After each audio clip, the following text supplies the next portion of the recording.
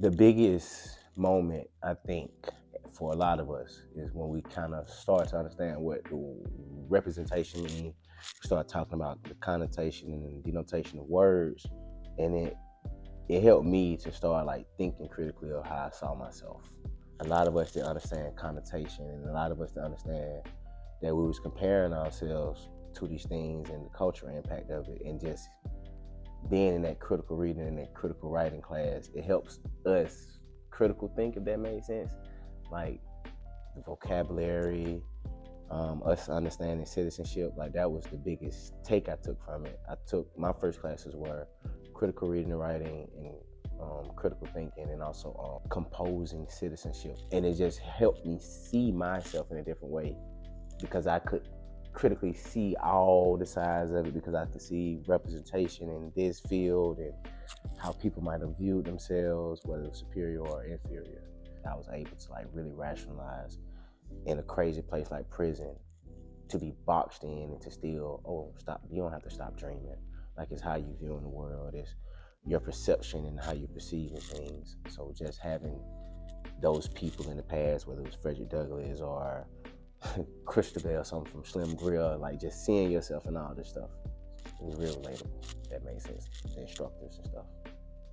When we would first walk into the classroom, it was always quiet. Slow music may be playing sometimes, or meditation music. Just give you time to reflect and think before class start. It was a calming environment. It wasn't any pressure at all. Everybody had unique qualities within themselves. Everybody could be themselves. I just remember the professors always encouraging each individual to, just speak their mind, no matter what it is, what was on their mind, but just speaking what was on your mind, because we out here to better ourselves, and everybody needs to be heard. Common Good was basically for me was a stepping stone, because as I went through Common Good, I wanted to be able to learn more. So more opportunities after that and during that time became available for me to also to participate in Ashland University. So I wanted to be able to continue that education, because I strongly believe that the more education that you have, the more better equipped that you are. And again, I pivot everything back to Common Good for allowing me to take that experience and be able to open doors that will further my education. When I first graduated through the ceremony of Common Good, and to be able to see the families, being able to see the people that was actually behind it, and see that this wasn't just a typical program. This was something that was actually a community that was built for the people.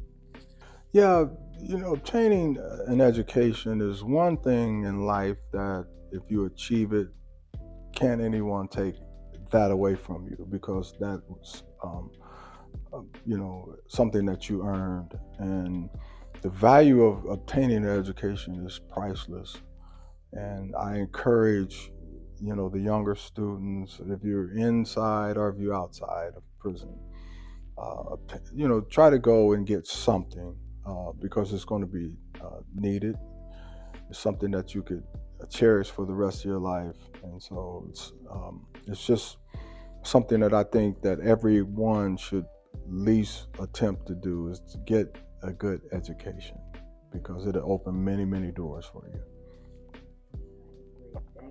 What gives me hope for the future for incarcerated and formerly incarcerated individuals in the area of education is that education will always be led by people, and the people that have a heart for this work, I think will always have a heart for this work. And despite what happens in politics, despite what happens in this world that we're in right now, there will always be people with heart that believe in the mission of access to higher education for people who have been impacted by the criminal, legal, or criminal justice system.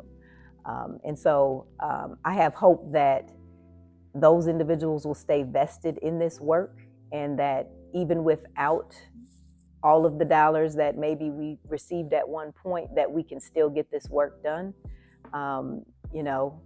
It takes a village, again, for us to get this work done. But I have hope that will always be a value of Americans, of people across the world. Education is power, knowledge is power. And when we allow another person to have access to education, that's going to strengthen our communities, that's going to strengthen the family unit when they come home. And so I think that most people understand that no matter what side of the aisle you're on, I have hope that we all understand that that is a common value that really makes the world a stronger place and a better place for us to all be in together.